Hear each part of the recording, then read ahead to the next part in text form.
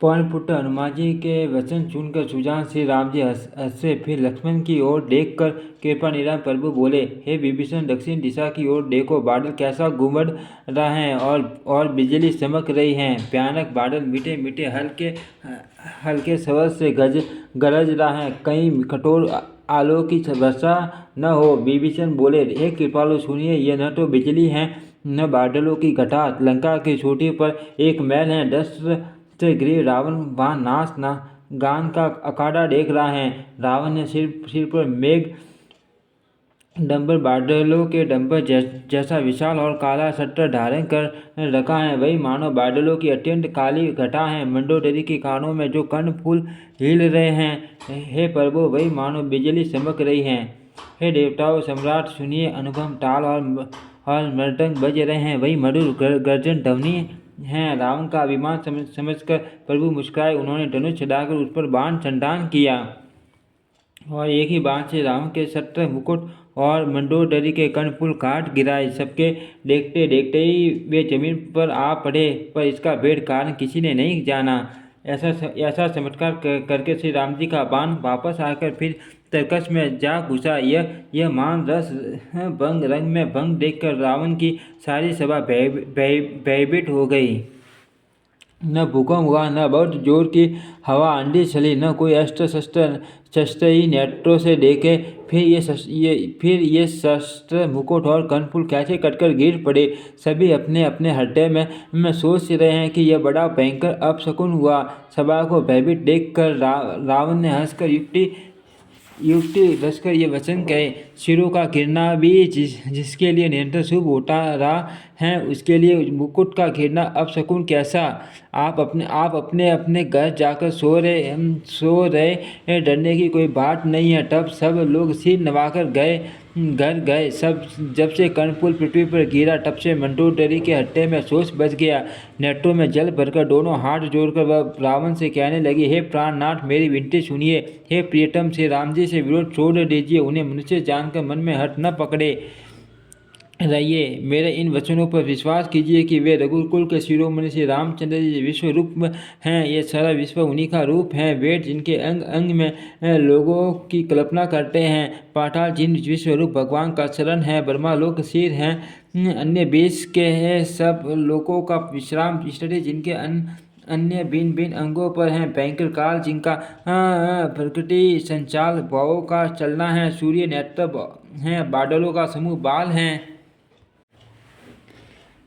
अश्विनी कुमार जिनकी नासिका है, रात और दिन जिनके अपार निमेष पलक मारना और खोलना है, दसों दिशाएं कान है। वेद ऐसा कहते हैं, वायु श्वास है और वेद जिनकी अपनी वाणी है, लोभ जिनका अडर होठ है, यमराज भयानक दांत है, माया हंसी है, दिक्पाल भुजाएं हैं, अग्नि मुख है, वरुण जीव है, उत्पत्ति पालन और प्रलय जिनकी श्रेष्ठा क्रिया हैं, 18 प्रकार की असंख्य वनस्पतियाँ जिनकी रोमा वाली पर्वत अष्टियाँ हैं, नदियाँ नसों का जाल है, समुद्र पेट हैं और नरक जिनकी निश्चय की इंद्रियाँ हैं। इस प्रकार प्रभु विश्व में अधिक कल्पना उवापोह क्या की जाए। शिव जिनका अहंकार है, ब्रह्मा बुद्धि हैं और चंद्रमा मन है और मान विष्णु ही शीत हैं। उन्हीं सरासर रूप भगवान श्री राम जी ने मनुष्य रूप में निवास किया है। हे प्राणपति सुनिए, ऐसा विचार कर प्रभु से वैर छोड़कर श्री रघुवीर के चरणों में प्रेम कीजिए, जिससे मेरा मोह सुहाग न जाए। पत्नी के वचन कानों से सुनकर रावण खूब हंसा और बोला, ओ मोह अज्ञान की महिमा बड़ी बलवान है। स्त्री का स्वभाव सब सत्य ही कहते हैं कि उसके हृदय में 8 अवगुण सदा रहते हैं, साहस, झूठ, चंचलता, माया, छल, भय, डरपोकपन, अविवेक, मूर्खता, अपवित्रता और निर्दयता। तूने शत्रु का समग्र विराट रूप गाया और मुझे उसका बड़ा भारी भय सुनाया। हे प्रिय, वह सब ये सरासर विश्व तो स्वभाव से ही मेरे वश में है। तेरी कृपा से मुझे यह अब समझ पड़ा। हे प्रिय, तेरी चतुराई में जान गया। तू इस प्रकार इसी बहाने मेरी प्रभुता का बखान कर रही है। हे मरग नयने, तेरी बातें बड़ी गूढ़ रहस्य भरी हैं, समझने पर सुख देने वाली और सुनने से भय छुड़ाने वाली हैं। मंडोदरी ने मन में ऐसा निश्चय कर लिया कि पति को कालवश मति भ्रम हो गया है। इस प्रकार अज्ञानवश बहुत से विनोद करते हुए रावण को सवेरा हो गया। तब स्वभाव से ही निडर और घमंड में अंडा लंकापति सभा में गया। यद्यपि बादल अमृत सा जल बरसाते हैं तो भी बेट फूलता फलता नहीं। इसी प्रकार साय बर्मा के सम्मान भी ज्ञानी गुरु मिले तो भी मूर्ख के हृदय में श्रेष्ठ ज्ञान नहीं होता। यहाँ सुबेल पर्वत पर प्राप्त काल श्री रघुनाथ जी जागे और उन्होंने सब मंत्रियों को बुलाकर सलाह पूछी कि शीघ्र बताइए अब क्या उपाय करना चाहिए। जाम्बवान ने श्री राम जी के चरणों में सिर नवाकर कहा, हे सर्वज्ञ सब कुछ जानने वाले, हे सबके हृदय में बसने वाले अंतर्यामी, है बुद्धि बल तेज धर्म और गुणों की राशि सुनिए। मैं अपनी बुद्धि के अनुसार सलाह देता हूँ कि बाली कुमार अंगद को दूत बनाकर भेजा जाए। यह अच्छी सलाह सबके मन में जस गई। कृपा के निराश श्री राम जी अंगद से कहा, हे बल बुद्धि और गुणों के धाम बालीपुत्र, हे ठाट तुम मेरे कमल के लिए लंका जाओ, तुम मेरे काम के लिए लंका जाओ। तुमको बहुत समझा कर क्या कहो, मैं जानता हूँ तुम परम चतुर हो। शत्रु में वही बातचीत करना जिससे हमारा काम हो और उसका कल्याण हो। प्रभु की आज्ञा शीश हिलाकर और उनके चरणों की वंदना करके अंगद जी उठे और बोले, हे भगवान श्री राम जी, आप जिस पर कृपा करें वही गुणों का समुद्र हो जाता है। स्वामी के सब कार्य अपने आप सिद्ध हैं। यह तो प्रभु ने मुझको आदर दिया है जो मुझे अपने कार्य पर भेज रहे हैं। ऐसा विचार कर युवराज अंगद का हृदय हर्षित और शरीर पुलकित हो गया। चरणों की वंदना करके और भगवान की प्रभुता हृदय में डरकर अंगद सबको सिर नवाकर चले। प्रभु के प्रताप को हृदय में धारण किए हुए रण बांकरे वीर बालीपुत्र स्वभावी की निर्भय हैं। लंका में प्रवेश करते ही रावण के पुत्र से भेंट हो गई जो वहां खेल रहा था। बातों ही बातों में दोनों में झगड़ा बढ़ गया क्योंकि दोनों ही अतुल्य बलवान थे और फिर दोनों की युवावस्था थी। उसने अंगद पर लात उठाई। अंगद ने वही पैर पकड़कर उसे घुमाकर जमीन पर दे पटका, मार गिराया। राक्षस के समूह भारी योद्धा देखकर जहाँ भाग चले। वे डर के मारे पुकार भी न मचा सके, एक दूसरे को मरम असली बात नहीं बतलाते। उस रावण के पुत्र का वध समझकर इस सब सूप मारकर रह जाते हैं। रावण पुत्र की मृत्यु जानकर और राक्षसों को भय के मारे भागते देखकर नगर में कोलाहल मच गया कि जिसने लंका चलाई थी वही वानर फिर आ गया है। सब अत्यंत भयभीत होकर विचार करने लगे कि विधाता अब न जाने क्या करेगा। वे बिना पूछे ही अंगद को रावण के दरबारी राह बता देते हैं, जिससे ही वे देखते हैं वही डर के मारे सूख जाता है। श्री राम जी के शरण कमलों का स्मरण करके अंगद रावण की सभा के द्वार पर गए और वे धीर वीर और बल की राशि अंगद सिंह की सी एंड शान से इधर उधर देखने लगे। तुरंत ही उन्होंने एक राक्षस को भेजा और रावण को अपने आने का समाचार सूचित किया। सुनते ही रावण हंसकर बोला, बुला लाओ, देख कहाँ का बंदर हैं। आज्ञा पाकर बहुत से दूत दौड़े और वानरों में हाथी के समान अंगद को बुला लाए। अंगद ने रावण को ऐसे बैठे हुए देखा जैसे कोई प्राण युक्त सजीव काजल का पाड़ हो। भुजाएं वृक्ष के और सिर पर्वतों के शिखरों के समान है। रोमावली मानो बहुत सी लटाएं हैं। मुंह नाक नेत्र और कान पर्वत की कंडराओं और खोह के बराबर है। अत्यंत बलवान बाघ के वीर बालीपुत्र अंगद सभा में गए। वे मन में जरा भी नहीं झिझके। अंगद को देखते ही सब सभासद उठ खड़े हुए। ये देखकर रावण के हृदय में बड़ा क्रोध हुआ। जैसे मठ वाले हाथियों के झुंड में सिंह निशंक होकर चला जाता है, वैसे ही श्री राम जी के प्रताप का हृदय में स्मरण करके वे निर्भय सभा में सिर नवाकर बैठ गए। रावण ने कहा, अरे बंटर तू कौन है? अंगद ने कहा, हे दशग्रीव, मैं श्री रघुवीर का दूत हूँ। मेरे पिता से और तुमसे मित्रता थी, इसीलिए हे भाई मैं तुम्हारी भलाई के लिए ही आया हूँ। तुम्हारा उत्तम कुल है, पुलस्त्य ऋषि के तुम पौत्र हो। शिव जी की और ब्रह्मा जी की तुमने बहुत प्रकार से पूजा की है, उनसे वर पाए हैं और सब काम सिद्ध किए हैं। लोक पालो और सब राजाओं को तुमने जीत लिया है। राजमद से या मोह वश तुम जग जननी सीता जी को हल लाए हो। अब तुम मेरे शुभ वचन, मेरी हित भरी सलाह सुनो। उसके अनुसार चलने से प्रभु श्री राम जी तुम्हारे सब अपराध क्षमा कर देंगे। डांटों में टीन का दबाव, गले में कुल्हाड़ी डालो और कुटुंबियों सहित अपनी स्त्रियों को साथ लेकर आदरपूर्वक जानकी जी को आगे करके इस प्रकार सब भय छोड़कर चलो। और हे शरणागत के पालन करने वाले रघुवंश शिरोमणि श्री राम जी, मेरी रक्षा कीजिए, रक्षा कीजिए। इस प्रकार 8 प्रार्थना करो। 8 पुकार सुनते ही प्रभु तुमको निर्भय कर देंगे। रावण ने कहा, अरे बंदर के बच्चे, संभाल कर बोल मूर्ख, मुझे देवताओं के शत्रुओं को तूने जाना नहीं। अरे भाई, अपना और अपने बाप का नाम तो बता, किस नाते से मित्रता मानता है। अंगद ने कहा, मेरा नाम अंगद है, मैं बाली का पुत्र हूँ, उनसे कभी तुम्हारी भेंट हुई थी। अंगद का वचन सुनते ही रावण को सकुचा गया और बोला, हाँ मैं जान गया, मुझे याद आ गया, बाली नाम का एक बंदर था। अरे अंगद, तू ही बाली का लड़का है। अरे कुल नाशक, तू तो अपने कुल रूपी बास के लिए अग्नि रूप ही पैदा हुआ, गर्भ में ही क्यों न नष्ट हो गया। तू व्यर्थ ही पैदा हुआ, जो अपने ही मुँह से तपस्वियों का दूत कहलाया। अब बाली की कुशल तो बता, वह आजकल कहाँ है। तब अंगद ने हंसकर कहा, 10 कुछ दिन बीतने पर स्वयं ही बाली के पास जाकर अपने मित्र को हृदय से लगाकर उससे कुशल पूछ लेना। श्री राम जी ने विरोध करने पर जैसी कुशल होती है वह सब तुमको वे सुनावेंगे। हे मूर्ख, सुन, भेद उसी के मन में पड़ सकता है, भेद नीति उसी पर अपना प्रभाव डाल सकती है जिसके हृदय में श्री रघुवीर न हो। सच है, मैं तो कुल का नाश करने वाला हूँ। और हे रावण, तुम कुल के रक्षक हो, अंधे बहरे भी ऐसी बात नहीं कहते। तुम्हारे तो 20 नेत्र और 20 कान हैं। शिव, ब्रह्मा आदि देवता और मुनियों के समुदाय जिनके शरणों की सेवा करना चाहते हैं, उनका लुट होकर मैंने कुल को डुबा दिया। अरे ऐसी बुद्धि होने पर भी तुम्हारा हृदय फट नहीं जाता। वानर अंगद की कठोर वाणी सुनकर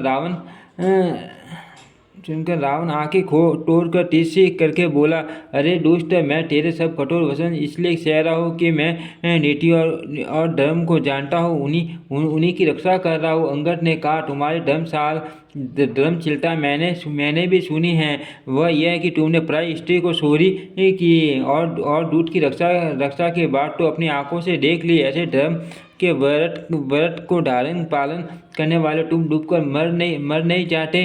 नाक कान से रहित बहन को देखकर तुमने मनन विचार कर ही तो क्षमा कर दिया था।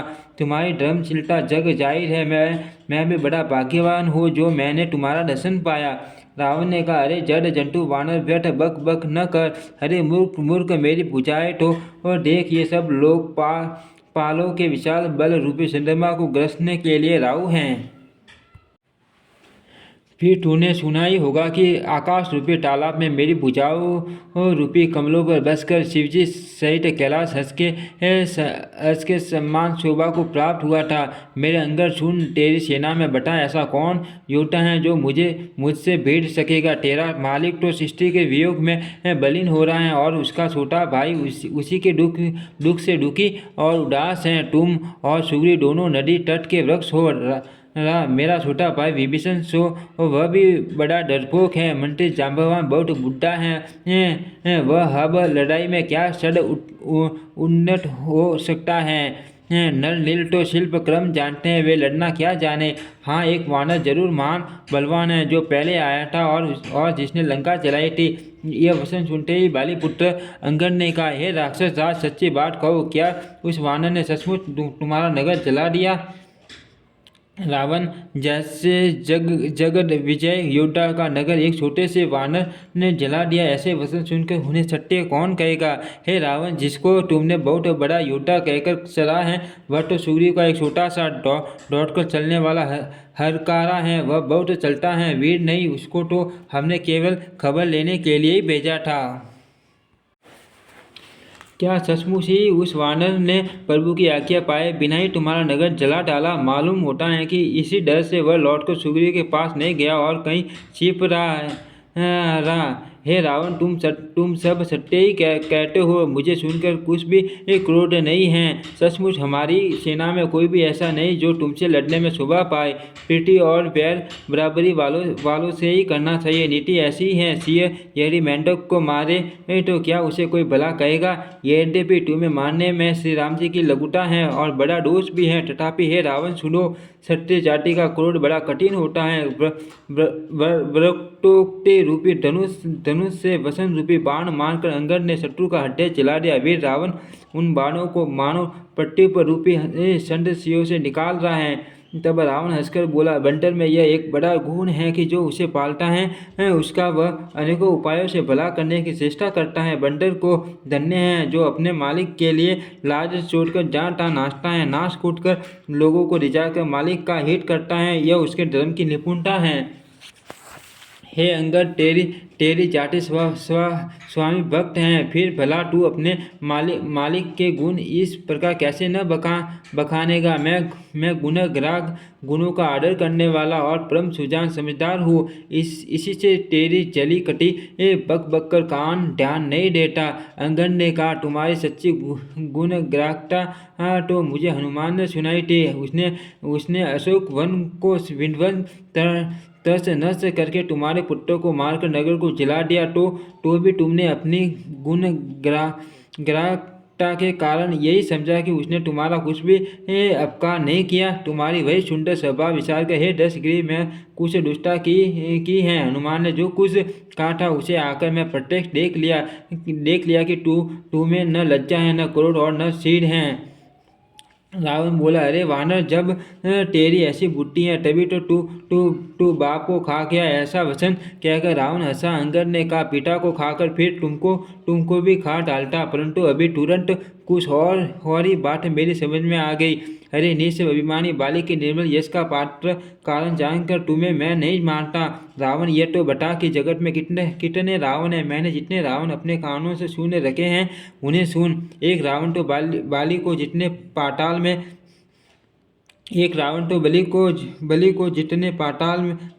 गया था। एक रावण तो बलि को जीतने पाताल में गया था। तब बच्चों ने उसे गूढ़ चाल में बांध रखा। बालक खेलते थे और जा जाकर उसे मारते थे। बलि को दया लगी, तब उन्होंने उसे छुड़ा दिया। फिर एक रावण को सहस्त्रबाहु ने देखा और उसने दौड़कर उसको एक विशेष प्रकार के विशिष्ट जंतु की तरह समझकर पकड़ लिया। तमाशे के लिए वह उसे घर ले आया। तब पुलस्त्य मुनि ने जाकर उसे छुड़ाया। एक रावण की बात कहने में तो मुझे बड़ा संकोच हो रहा है। वह बहुत दिनों तक बाली की कांख में रहा था। इनमें से तुम कौन से रावण हो? खींचना छोड़कर सच सच बताओ। रावण ने कहा, अरे मूर्ख, सुन, मैं वही बलवान रावण हूँ जिसकी भुजाओं की लीला करामात कैलाश पर्वत जानता है, जिसकी सुरता उमापति महादेव जी जानते हैं, जिन्हें अपने सिर रूपी पुष्प सदा कर मैंने पूजा था। सिर रूपी कमलों को अपने हाथों से उतार कर मैंने अगणित बार त्रिपुरारी शिवजी को पूजा की। अरे मूर्ख, मेरी भुजाओं का पराक्रम दिक्पाल जानते हैं, जिनके हत्या में वह आज भी शुभ रहा है। दिग्गज दिशाओं के हाथी मेरी साथी की कठोरता को जानते हैं, जिनके भयानक दांत जब जाकर मैं उनसे जबरदस्ती भेड़ा मेरी साथी में कभी नहीं फूटे, अपना सीना भी नहीं बना सके, बल्कि मेरी साथी तो लगते ही वे मूली की तरह टूट गए, जिसके चलते समय पृथ्वी इस प्रकार हिलती है जैसे मत वाले हाथी के चलते समय छोटी नाव है। नाव में वही जगत प्रसिद्ध प्रतापी रावण हूँ। अरे झूठी बकवास करने वाले, क्या तूने मुझको कानों से कभी नहीं सुना? उस मान प्रतापी और जगत प्रसिद्ध रावण को मुझे तू छोटा कहता है और मनुष्य की बड़ाई करता है। अरे रुष्ट असभ्य टूस बंटर हब, मैंने तेरा ज्ञान जान लिया। रावण के ये वचन सुनकर अंगद क्रोध से वचन बोले, अरे नीच अभिमानी, संभाल कर सोच समझकर बोल। जिनका प्रसाद सहस्त्रबाहु की भुजाओं रूपी अपार वन को जलाने, सिर रूपी कमलों को अपने हाथों से उतार कर मैंने अगणित बार त्रिपुरारी शिवजी की पूजा की। अरे मूर्ख, मेरी भुजाओं का पराक्रम दिक्पाल जानते हैं, जिनके हट्टे में वह आज भी चुभ रहा है। दिग्गज दिशाओं के हाथी मेरी छाती की कठोरता को जानते हैं, जिनके भयानक डांट जब जब जाकर मैं उनसे जबरदस्ती पीटा, मेरी छाती में कभी नहीं फूटे, अपना सीना भी नहीं बना सके, बल्कि मेरी छाती से लगते ही वे मूली की तरह टूट गए, जिसके चलते समय पृथ्वी इस प्रकार हिलती है जैसे मठ वाले हाथी के छड़ते समय छूटी नाव। मैं वही जगत प्रसिद्ध प्रतापी रावण हूँ। अरे झूठी बकवाद करने वाले, क्या तूने मुझको कानों से कभी नहीं सुना? उस महान प्रतापी और जगत प्रसिद्ध रावण को मुझे तू छोटा कहता है और मुझसे बढ़ाई करता है। अरे दुष्ट असभ्य कुत्तूस बंदर, हब मैंने तेरा ज्ञान जान लिया। रावण के ये वचन सुनकर अंगद क्रोध सहित वचन बोले, अरे नीच अभिमानी, संभाल कर सोच समझ कर बोल। जिनका प्रसाद शस्त्रबाहु की भुजाओं रूपी अपार वन को जलाने के लिए अग्नि के समान था, जिनके प्रसाद रूपी समुद्र की तीव्र धारा में अनगिनत राजा अनेकों बार डूब गए, उन परशुराम जी का गर्व जिन्हें देखते ही भाग गया। हरे हरे अभागे दस शीश, वे मनुष्य क्यों कर रहे हो? वे मनुष्य क्यों कर हैं? क्यों रे मूर्ख उड्डन! श्री रामचंद्र जी मनुष्य हैं, कामदेव भी क्या धनुधारी हैं, और गंगा जी क्या नदी हैं, कामधेनु क्या पशु हैं, और कल्पवृक्ष क्या पेड़ हैं, अन्न भी क्या दान है, और अमृत क्या रस है, गुरु जी क्या पक्षी हैं, शेष जी क्या सर्प हैं, अरे रावण चिंतामणि भी क्या पत्थर हैं, अरे ओ मूर्ख सुन, वैकुंठ भी क्या लोक हैं, और श्री रघुनाथ जी का अखंड भक्ति क्या और लाभों से जैसे ही लाभ हैं। सेना समेत तेरा मान मट कर अशोक वन को उजाड़ कर, नगर को जलाकर और तेरे पुत्रों को मार कर जोर लौट गए, तू उनका कुछ भी न बिगाड़ सका। क्यों रे दुष्ट! हे हनुमान जी क्या वानर हैं? अरे रावण चतुराई कपट छोड़कर सुन, कृपा के समुद्र से रघुनाथ जी को तू भजन क्यों नहीं करता? अरे दुष्ट, यदि तू श्री राम जी का वैरी हुआ तो तुझे बर्मा और रुद्र भी नहीं बचा सकेंगे।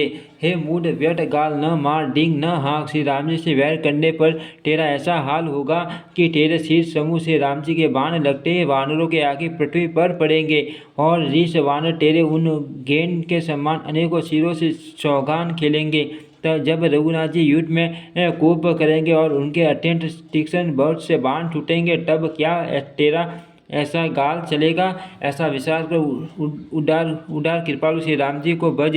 अंगद के ये वचन सुनकर रावण बहुत अधिक जल उठा, मानो जलती हुई प्रचंड अग्नि में घी पड़ गया हो। वह बोला, अरे मूर्ख कुंभकर्ण, ऐसा मेरा भाई है, इंद्र का शत्रु सुप्रसिद्ध मेघनाथ मेरा पुत्र है, और मेरा पराक्रम तो तूने सुनाई नहीं कि मैं संपूर्ण जड़ चेतन जगत को जीत लिया है। रे दुष्ट! वानरों की सहायता जोड़कर राम ने समुद्र बांध लिया, बस यही उसकी प्रभुता है। समुद्र को तो अनेकों पक्षी भी लांघ जाते हैं, पर इसी से वे सभी शूरवीर नहीं हो जाते। अरे मूर्ख बंदर सुन, मेरी एक भुजा रूपी समुद्र बल रूपी जल से परिपूर्ण है, जिसमें बहुत से शूरवीर देवता और मनुष्य डूब चुके हैं। बता, कौन ऐसा शूरवीर है जो मेरे इस अथाह और अपार बीच समुद्र को पा जाएगा? अरे दुष्ट, मैं दिक्पाल तक से जल भरवाया, और तू एक राजा का मुझसे सुई सुनाता है। यदि तेरा मालिक, जिसकी गुण गाता है तू बार बार कह रहा है, संग्राम में लड़ने वाला योद्धा है, तो फिर वह दूत किस लिए भेजता है? शत्रु से प्रीति संधि करते उसे लाज नहीं आती? पहले कैलाश का मंथन करने वाली मेरी भुजाओं को देख, फिर अरे मूर्ख वानर, अपने मालिक की सराहना करना। रावण के समान शूरवीर कौन है, जिसने अपने ही हाथों से सिर काट कर अत्यंत हर्ष के साथ बहुत बार उन्हें अग्नि में होम दिया। स्वयं गौरीपति शिवजी इस बात के साक्षी हैं। मस्तकों के जलते समय जब मैंने अपने ललाटों पर लिखे हुए विधाता के अक्षर देखे, तब मनुष्य के हाथ से अपनी मृत्यु होना बास कर विधाता की वाणी लेख को असत्य जानकर मैं हंसा। उस बात को समझकर स्मरण करके भी मेरे मन में डर नहीं, क्योंकि मैं समझता हूँ कि बुड्ढे वर्मा ने बुद्धि भ्रम से ऐसा लिख दिया है। अरे मूर्ख, तू लज्जा और मर्यादा छोड़कर मेरे आगे बार बार दूसरे वीर का बल कहता है। अंगद ने कहा, अरे रावण, तेरे समान लज्जावान जगत में कोई नहीं। लज्जाशीलता तो तेरा सहज स्वभाव ही है। तू अपने मुंह से अपने गुण कभी नहीं कहता। सिर काटने और कैलाश उठाने की कथा सीट में चढ़ी हुई थी। इसने तूने उसे 20 बार कहा, भुजाओं के उस बल को तो तूने हड्डे में ही टाल छिपा रखा, जिसने तूने शस्त्रभाव बलि और बाली को जीता था। अरे मंदबुद्धि, सुन, अब बस कर। सिर काटने से भी क्या कोई शूरवीर हो जाता है? इंद्र जाल रचने वाले वीर नहीं कहा जाता। यद्यपि वह अपने ही हाथों अपना सारा शरीर काट डालता है। अरे मंदबुद्धि, समझकर देख। पतंगे मुँह बस आग में जल भरते हैं, गधों के झुंड बोझ लाद कर चलते हैं, पर इस कारण वे शूरवीर नहीं कहलाते। अरे दुष्ट, अब बड़ा मत कर, मेरा वचन सुन और अभिमान त्याग दे। हे 10 मुख, मैं दूध की तरह संधि करने नहीं आया हूँ। श्री रघुवीर से ऐसा विचार कर मुझे भेजा है। कृपालु श्री राम जी बार बार ऐसा कहते हैं कि सियारे के मारने से सिंह को यश नहीं मिलता। अरे मूर्ख, प्रभु के उन वचनों को मन में समझकर याद करके मैंने तेरे कठोर वचन सहे हैं, नहीं तो तेरे मुंह तोड़कर मैं सीता जी को जबरदस्ती ले जाता। अरे अधम, देवताओं के शत्रु तेरा बल तो मैंने तभी जान लिया जब तू सुनने में पराई स्त्री को हर चुरा लाया।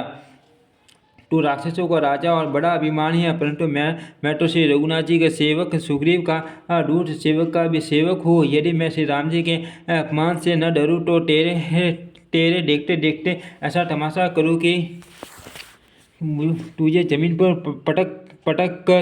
पटक कर तेरी सेना का संहार और तेरे गांव को चौपट नष्ट भ्रष्ट करके हरे मूर्ख तेरी युवती स्त्रियों सहित जानकी जी को ले जाओ।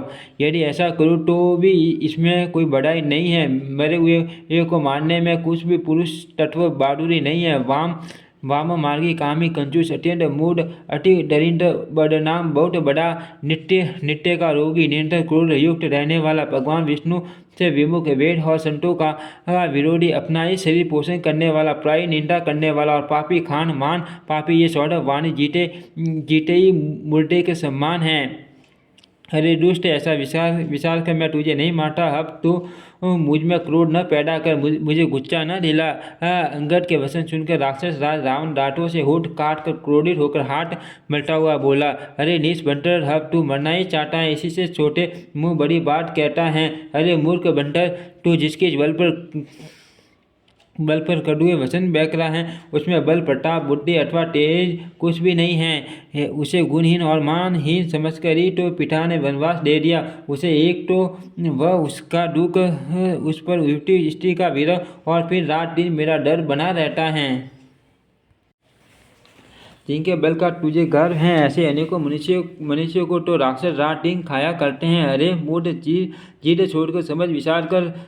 जब उसने श्री राम जी की निंदा की तब तो कपिश्रेष्ठ अंगद अत्यंत क्रोधित हुए, क्योंकि शास्त्र ऐसा कहते हैं कि जो अपने कानों से भगवान विष्णु और शिव की निंदा सुनता है उसे गोवध के समान पाप होता है। वानर श्रेष्ठ अंगद बहुत जोर से कटाए शब्द किया और उन्होंने टमक कर जोर से अपने दोनों भुजंडों को पृथ्वी पर दे मारा। पृथ्वी हिलने लगी, जिससे बैठे हुए सभासद गिर पड़े और भय रूपी पवन भूत से ग्रस्त होकर भाग चले।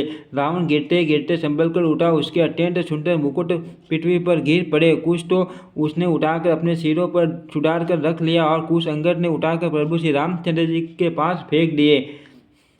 मुकुटों को आते देखकर वानर भागे, सोचने लगे विधाता, क्या दिन में ही उल्कापात होने लगा, तारे टूटकर गिरने लगे, अथवा क्या रावण ने क्रोध करके चार वज्र चलाए हैं जो बड़े ढाई के साथ वेग से आ रहे हैं। प्रभु ने उनसे हंसकर कहा, मन में डरो नहीं, ये न उल्का है, न वज्र और न केतु या राहु ही हैं। अरे भाई, ये तो रावण के मुकुट हैं जो बाली पुत्र अंगद के फेंके हुए आ रहे हैं।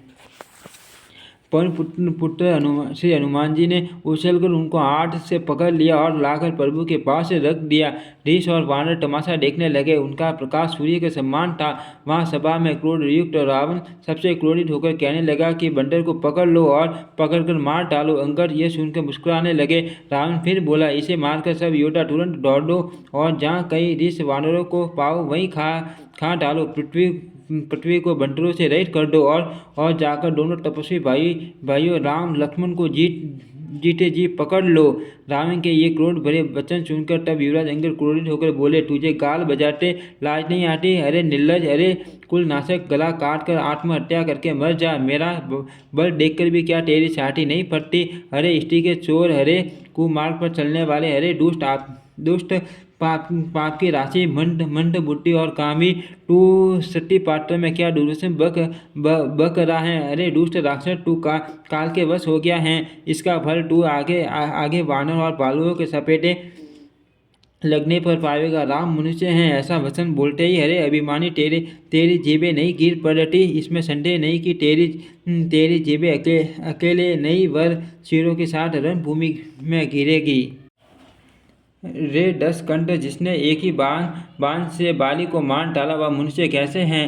हे अरे कुजाती, हरे जड़, 20 आंखें होने पर भी तू अंधा है। तेरे जन्म को धिक्कार है। श्री रामचंद्र जी के बाण समूह तेरे रक्त के प्यासे हैं। वे प्यासे ही रह जाएंगे। इस डर से हरे कड़वी बकवाद करने वाले नीच राक्षस, मैं तुझे छोड़ता हूँ। मैं तेरे डांट तोड़ने में समर्थ हूँ, पर क्या करूँ?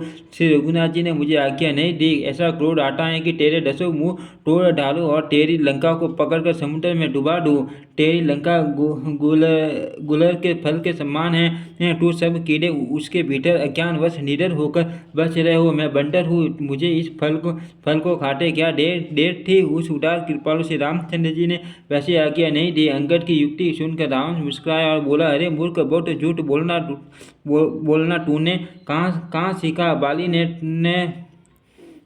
बाली ने तो कभी ऐसा गाल नहीं मारा। जान पड़ता है तू तपस्वियों से मिलकर लबार हो गया है। अंगद ने कहा, अरे 20 भुजा वाले, यदि तेरी 10 जीभें मैंने नहीं उखाड़ ली तो सचमुच मैं लबारी हूँ। श्री रामचंद्र जी के प्रताप को समझकर स्मरण करके अंगद क्रोधित हो उठे और उन्होंने रावण की सभा में प्रण करके दृढ़ता के साथ पैर रोक दिया और कहा, अरे मूर्ख, यदि तू मेरा स्मरण हटा सके तो श्री राम जी लौट जाएंगे। मैं सीता जी को हार गया। रावण ने कहा, हे सब वीरों सुनो, पैर पकड़कर बंदर को पृथ्वी पर पछाड़ दो। इंद्रजीत, मेघनाथ आदि अनेकों बलवान योद्धा जहाँ तहाँ हर्षित होकर उठे। वे पूरे बल से बहुत से उपाय करके झपटते हैं, पर पैर टलता नहीं। तब से निशा करके फिर अपने अपने स्थान पर जा बैठ जाते हैं। काक भूषण जी कहते हैं, वे देवताओं के शत्रु राक्षस फिर उठकर झपटते हैं, परंतु हे सर्पों के शत्रु गुरुजी, अंगद का चरण उनसे वैसे ही नहीं टलता जैसे योगी विषय पुरुष मोह रूपी वृक्ष को नहीं उखाड़ सकते। करोड़ों वीर योद्धा जो बल में मेघनाथ के सम्मान थे, हर्षित होकर उठे। वे बार बार झपटते हैं, पर वानर का चरण नहीं उठता। तब लज्जा के मारे सिर नवाकर बैठ जाते हैं। जैसे करोड़ों विघ्न आने पर भी सन का मन नीति को नहीं छोड़ता, वैसे ही वानर अंगद का शरण पृथ्वी को नहीं छोड़ता। यह देखकर शत्रु रावण का मद दूर हो गया। अंगद का बल देखकर सब हत्या में हार गए। तब अंगद के ललकारने पर रावण स्वयं उठा। जब वह अंगद का शरण पकड़ने लगा, तब वाली कुमार अंगद ने कहा, मेरा शरण पकड़ने से तेरा बचाव नहीं होगा। अरे मूर्ख, तू जाकर श्री राम जी के चरण क्यों नहीं पकड़ता? यह सुनकर वह मन में बहुत ही सकुचा कर लौट गया। उसकी सारी श्री जाती रही। वह ऐसा तेजहीन हो गया जैसे मध्य में चंद्रमा दिखाई देता है। वह सिर निशा करके सिंहासन पर जा बैठा, मानो सारी संपत्ति गंवाकर बैठा हो। श्री रामचंद्र जी जगत भर के आत्मा और प्राणों के स्वामी हैं। उनसे विमुक्त रहने वाला शांति कैसे पा सकता है? शिव जी कहते हैं, हे उमा, जिन श्री रामचंद्र जी के भ्रू विलास भय के इशारे से विश्व उत्पन्न होता है और फिर नाश को प्राप्त होता है, जो तरण को वज्र और वज्रों को तूर्ण बना देते हैं, अत्यंत निर्बल को मान प्रबल और मान प्रबल को अत्यंत निर्मल कर देते। उनके दूत का प्रण कहो कैसे टल सकता है। फिर अंगद ने अनेकों प्रकार से नीति कही, पर रावण ने नहीं माना, क्योंकि उसका काल निकट आ गया था। शत्रु के गर्व को छूट करके अंगद ने उसको प्रभु श्री रामचंद्र जी का सुयश सुनाया, और फिर वह राजा बाली का पुत्र यह कहकर चल दिया, रणभूमि में तुझे खिलाकर न मारूं, तब तक अभी पहले से क्या बढ़ाई करूं। अंगद ने पहले ही सभा में आने से पूर्व ही उसके पुत्र को मार डाला था। वह सवाल सुनकर रावण दुखी हो गया।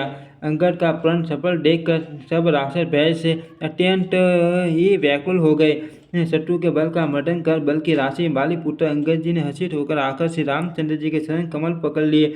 उनका शरीर पुलकित है और नेत्रों में आनंद का जल भरा है। संध्या हो गई। जानकर 10 ग्रीव विलपटा हुआ उदास होकर महल में गया। मंडोदरी ने रावण को समझाकर फिर कहा, हे कांट, मन में समझकर विचार कर कुबुद्धि को छोड़ दो। आपस में और आपसे और श्री रघुनाथ जी से युद्ध शोभा नहीं देता। उनके छोटे भाई ने एक जरा सी रेखा खींच दी थी, उसे भी आप नहीं लांघ सके। ऐसा तो आपका पुरुष तत्व है। हे प्रियतम, आप उन्हें संग्राम में जीत पाएंगे जिनके दूत का ऐसा काम है। खेल से ही समुद्र लांघ कर वह वानरों में सिर हनुमान आपकी लंका में निर्भय चला आया।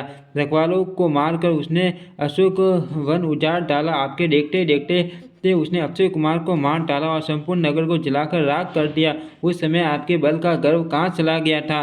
अब हे स्वामी, झूठ व्यर्थ गाल न मारिए, डिंग न हाँकिए। मेरे कहने पर हृदय में कुछ विचार कीजिए। हे पति, आप श्री रघुपति को नीरा राजा मत समझिए, बल्कि ये अगर जगन्नाथ चराचर के स्वामी और अतुलनीय बलवान जानिए। श्री राम जी के बाण का प्रताप तो नीच मारिच भी जानता था, परंतु आपने उसका कहना भी नहीं माना। जनक की सभा में अगणित राजागण थे, वहाँ विशाल और अतुलनीय बल वाले आप भी थे। वहाँ शिव जी का धनुष तोड़कर श्री राम जी ने जानकी को ब्याह, तब आपने उनको संग्राम में क्यों नहीं जीता। इंद्रपुत्र जयंत उनके बल को कुछ जानता है। श्री राम जी ने पकड़कर केवल उसकी एक आँख ही फोड़ दी और उसे जीवित ही छोड़ दिया। शूर्पणखा की दशा तो आपने देख ही ली, तो भी आपके हृदय में उनसे लड़ने की बात सोचते विशेष कुछ भी लज्जा नहीं आती। जिन्होंने विराट और खरदूषण को मारकर लीला से ही कंपन को भी मार डाला, और जिन्होंने बाली को एक ही बाण से मार दिया। हे 10 कंठ, आप उन्हें उनके महत्व को समझिए, जिन्होंने खेल से ही समुद्र को बंधा लिया और जो प्रभु सेना सहित सुबेल पर्वत पर उतर पड़े। उन सूर्यकुल के ध्वज देवता स्वरूप कीर्ति को बढ़ाने वाले करुणामय भगवान ने आप ही के हित के लिए दूत भेजा, जिसने बीच सभा में आकर आपके बल को उसी प्रकार मंत्र डाला, और जैसे हाथियों के झुंड में आकर सिंह उसे छीन बीन कर डालता है। रण में बाकी अत्यंत विकट वीर अंगद और हनुमान जिनके सेवक हैं। हे पति, उन्हें आप बार बार मनुष्य कहते हैं। आप व्यर्थ ही मान ममता और मद का बोझ ढो रहे हैं। हाँ प्रियतम, आपने श्री राम जी से विरोध कर लिया, और काल के विशेष वश होने से आपके मन में बड़ा अब भी ज्ञान नहीं उत्पन्न होता। काल दंड लाठी लेकर किसी को नहीं मारता, वह धर्म बल बुद्धि और विचार को हल लेता है। हे स्वामी, जिसका काल मरण समय निकट आ जाता है, उसे आप ही की तरह भ्रम हो जाता है। आपके 2 पुत्र मारे गए, नगर जल गया, जो हुआ सो हुआ। हे प्रियतम, अब भी इस भूल की पूर्ति समाप्ति कर लीजिए। श्री राम जी से वैर त्याग दीजिए, और हे नाथ, कृपा के समुद्र श्री रघुनाथ जी को बचकर निर्मल यश लीजिए। स्त्री के बाण के समान वचन सुनकर वह सवेरा होते ही उठकर सभा में चला गया, और सारा भय भुलाकर अत्यंत अभिमान में फूल के सिंहासन पर जा बैठा। यहाँ सुबेल पर्वत पर श्री राम जी ने अंगद को बुलाया। उन्होंने आकर शरण कमलों में सिर नवाया। बड़े आदर से उन्हें पास बैठाकर खरके शत्रु कृपालु श्री राम जी हंसकर बोले, हे बाली के पुत्र, मुझे बड़ा कौतूहल है। हे ठाट, इसी से मैं तुमसे पूछता हूँ, सत्य कहना, जो रावण के राक्षसों का कुल का तिलक है और जिसके अतुल्य बाहुबली जगत भर में ढाक हैं, उसके 4 मुकुट तुमने फेंके। हे ठाट, बताओ, तुमने उसको बताओ तुमने उनको किस प्रकार पाया। अंगद ने कहा, हे सर्वज्ञ, हे शरणागतों को सुख देने वाले, सुनिए, वे मुकुट नहीं हैं, वे तो राजा के 4 गुण हैं। हे नाथ, वेद कहते हैं कि साम, दान, दंड और भेद, ये चारों राजा के हृदय में बसते हैं। ये नीति धर्म के 4 सुंदर चरण हैं, किंतु रावण में धर्म का अभाव है। ऐसा जी में जानकर ये नाथ के पास आ गए। 10 शिष्य रावण धर्महीन, प्रभु के पद से विमुख और काल के वश में हैं, इसलिए हे कौशल राज, सुनिए, वे गुण रावण को छोड़कर आपके पास आ गए।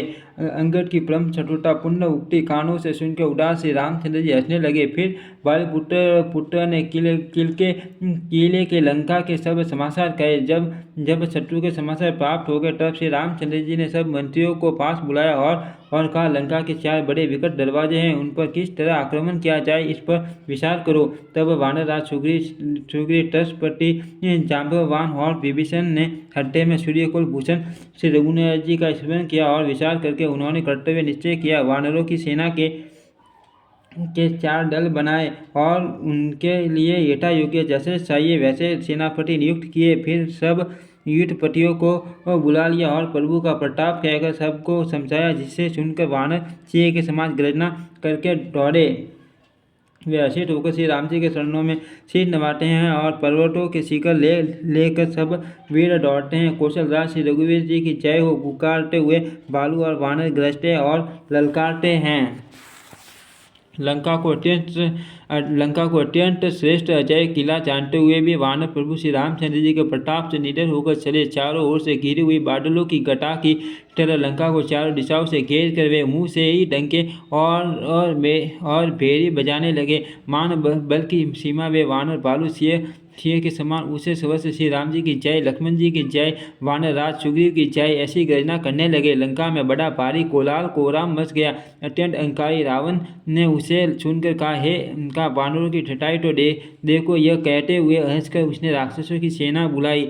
बंटर काल की प्रेरणा से चले आए और हैं मेरे राक्षस सभी भूखे हैं, विधाता ने इन्हें घर बैठे भोजन भेज दिया। ऐसा कहकर उस मूर्ख ने अट्टहास किया। वह बड़े ठोर से ठाक कर मारकर हंसा और बोला, हे वीरों, सब लोग चारों दिशाओं में जाओ और ऋष वानर सबको पकड़ कर खाओ। शिवजी कहते हैं, हे उमा, रावण को ऐसा अभिमान था जैसे टीटी हीरी पक्षी पैर ऊपर की ओर करके सोता है, मानो आकाश को थाम लेगा। आज्ञा मांगकर और हाथों में उत्तम भिंडी, पाल, सांकी, बस्सी, तोमर, मुंडर, प्रचंड फरसे, चूल, दुधारी तलवार, परीग और पहाड़ों के टुकड़े लेकर राक्षस चले। जैसे मूर्ख मांसाहारी पक्षी लाल पत्तों का समूह देखकर उस पर टूट पड़ते हैं, पत्तों पर लगने से सोच और टूटने का दुख उन्हें नहीं सूझता, वैसे ही ये बेसमझ राक्षस दौड़े। अनेकों प्रकार के अस्त्र शस्त्र और धनुष बाण धारण किए करोड़ों बलवान और रणधीर राक्षस वीर परकोटे के कंगूरों पर चढ़ गए।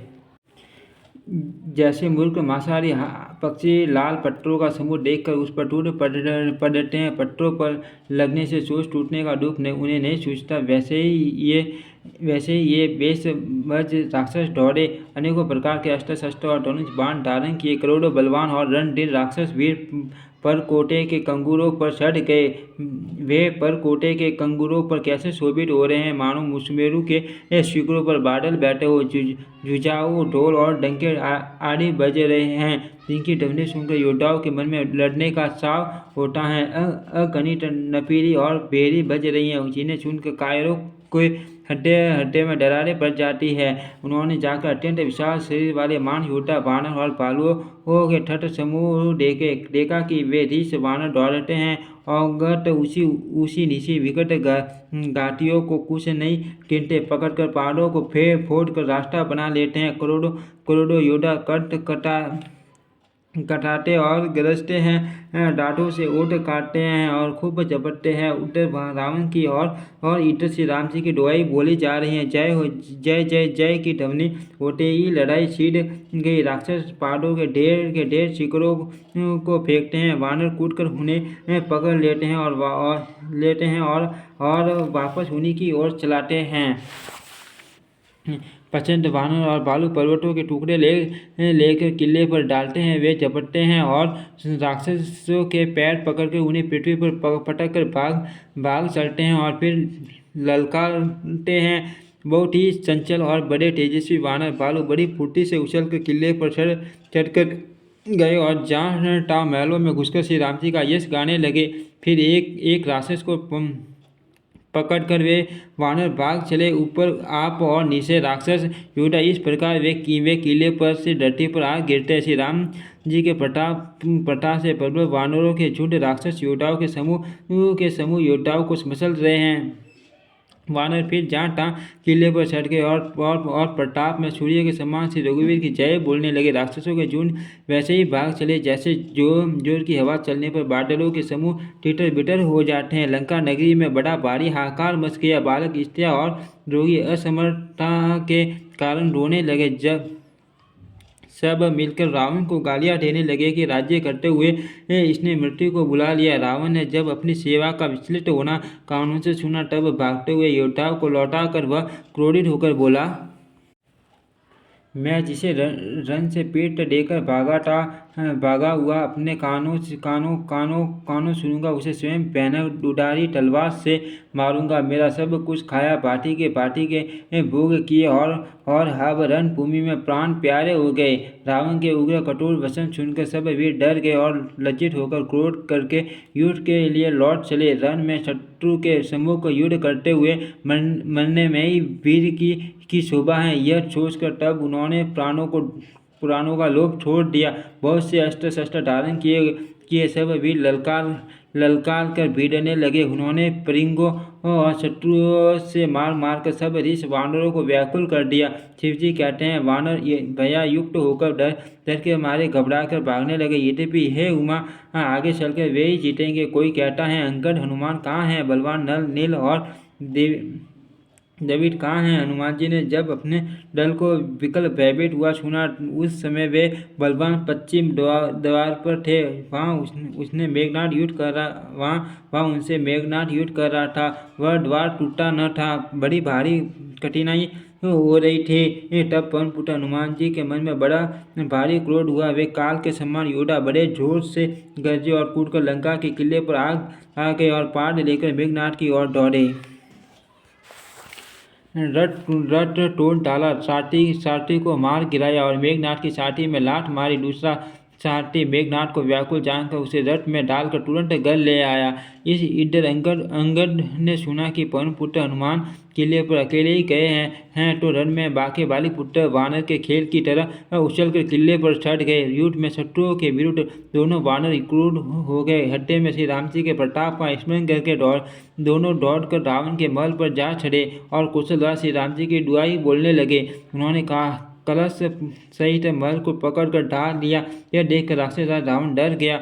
सब स्त्रियाँ हाथों से साथी पिटकने लगी और कहने लगी, सबकी बार तो उत्पाती वानर एक साथ आ गए। वानर लीला करके गुटकी देकर दोनों उनको डराते हैं और श्री रामचंद्र जी का सुनते यश सुनाते हैं। फिर सोने के खंभों को हाथों से पकड़कर उन्होंने परस्पर कहा कि अब उत्पात आरंभ किया जाए। वे ग्रस्त कर शत्रु की सेना के बीच में कूद पड़े और अपने भारी भुजबल से उसका मर्दन करने लगे। किसी की लात से और किसी की थप्पड़ से खबर लेते हैं और कहते हैं कि तुम श्री राम जी को नहीं बचते, उसका यह फल लो।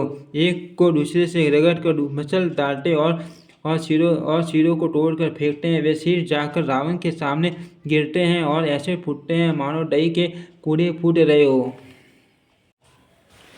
जिन्हें बड़े बड़े मुखी प्रधान सेनापतियों को पकड़ पाते, उनके पैर पकड़कर उन्हें प्रभु के पास फेंक देते। विभीषण जी उनके नाम बतलाते और श्री राम जी उन्हें भी अपना धाम परम पद दे देते हैं। ब्राह्मणों का मांस खाने वाले वे नरभोजी दुष्ट राक्षस भी वह परम गति पाते हैं जिसकी योगी भी याचना किया करते हैं, परंतु सहज में नहीं पाते। शिव जी कहते हैं, उमा, श्री राम जी बड़े ही कोमल हृदय और करुणा की खान है। वे सोचते हैं कि राक्षस मुझे वैर भाव से ही सही सही स्मरण तो करते ही हैं।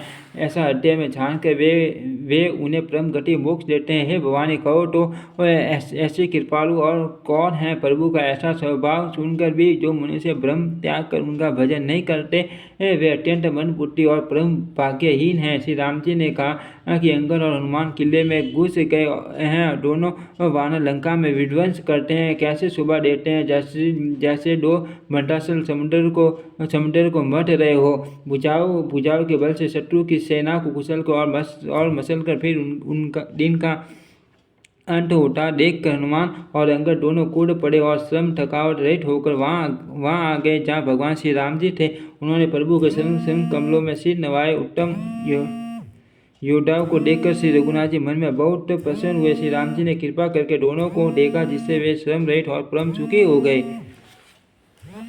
अंगद और हनुमान को गए जानकर सभी भालू और वानर वीर लौट पड़े। राक्षसों ने प्रदोष छाए काल का बल पाकर रावण की दुहाई देते हुए वानरों पर धावा किया। राक्षसों की सेना आठी देखकर वानर लौट पड़े और वे योद्धा जहाँ तक कटा कर भीड़ गए। दोनों ही दल बड़े बलवान हैं। योद्धा ललकार कर लड़ते हैं, कोई हार नहीं मानते। सभी राक्षस मान वीर और अत्यंत काले हैं और वानर विशाल काय तथा अनेकों रंगों के हैं। दोनों ही दल बलवान और समान बल वाले योद्धा हैं। वे क्रोध करके लड़ते हैं और खेल करते वीरता दिखलाते हैं। राक्षस और वानर युद्ध करते हुए ऐसे जान पड़ रहते हैं मानो क्रमश वर्षा और शरद ऋतु के बहुत से बादल पवन से प्रेरित होकर लड़ रहे हो। अंगपन और अतिकाय इन सेनापतियों ने अपनी सेना को विचलित होते देखकर माया की। पल भर में अत्यंत अंधकार हो गया। खून पत्थर और राख की वर्षा होने लगी। दसों दिशाओं में अत्यंत घना अंधकार देखकर वानरों की सेना में खलबली पड़ गई। एक को एक दूसरा नहीं देख सकता और सब जहाँ तहाँ पुकार कर रहे हैं। श्री रघुनाथ जी सब रहस्य जान गए। उन्होंने अंगद और हनुमान को बुला लिया और सब समाचार कहकर समझाया। सुनते ही वे दोनों कपिश्रेष्ठ क्रोध करके दौड़े। फिर कृपालु श्री राम जी ने हंसकर धनुष चढ़ाया और तुरंत ही अग्निबाण चलाया, जिससे प्रकाश हो गया, कहीं अंधेरा नहीं रह गया। जैसे ज्ञान के उदय होने पर सब प्रकार के संदेह दूर हो जाते हैं। भालू और वानर प्रकाश पाकर श्रम और व्यय से रहित तथा प्रसन्न होकर दौड़े। हनुमान और अंगद रण में गरज उठे। उनकी हौक सुनते ही राक्षस भाग छूटे। भागते हुए राक्षस योद्धाओं को वानर और भालू पकड़कर पृथ्वी पर दे मारते हैं और अद्भुत आश्चर्यजनक करनी करते हैं। युद्ध कौशल दिखलाते हैं। पैर पकड़कर उन्हें समुद्र में डाल देते हैं। वहाँ मगर, सांप और मत्स्य उन्हें पकड़ कर खा डालते हैं। कुछ मारे गए, कुछ घायल हुए, कुछ भागकर गढ़ पर चढ़ गए। अपने बल से शत्रु दल को विचलित करके ऋष और वानर वीर गरज रहे हैं। रात हुई जानकर वानरों की चारों सेनाएं टुकड़ियां वहां आई जहां कौशलपति श्री राम जी थे। श्री राम जी ने ज्यों ही सबको कृपा करके देखा त्यों ही ये वानर श्रम रहित हो गए। वहां लंका में रावण ने मंत्रियों को बुलाया और जो योद्धा मारे गए थे उन सबको सबसे बताया। उसने कहा, वानरों ने आधी सेना का संहार कर दिया। अब शीघ्र बताओ क्या विशाल उपाय करना चाहिए। माल्यवंत नाम का एक अत्यंत बूढ़ा राक्षस था। वह रावण की माता पिता अर्थात उसका नाना और श्रेष्ठ मंत्री था। वह अत्यंत पवित्र नीति के वचन बोला, हे तात, कुछ मेरी सीख भी सुनो। जब से तुम सीता को हल लाए हो तब से इतने अपशकुन हो रहे हैं कि जो वर्णन नहीं किए जा सकते। वेद पुराणों ने जिनका यश गाया है उनसे राम से विमुख होकर किसने सुख नहीं पाया। भाई हिरण्यकशिपु सहित हिरण्याक्ष को और बलवान मधु कैटभ को जिन्होंने मारा था वे ही कृपा के समुद्र भगवान राम रूप से अवतरित हुए हैं। मासा प्रायण 25वां विश्राम। ओम श्री राम सीता मानस नमः।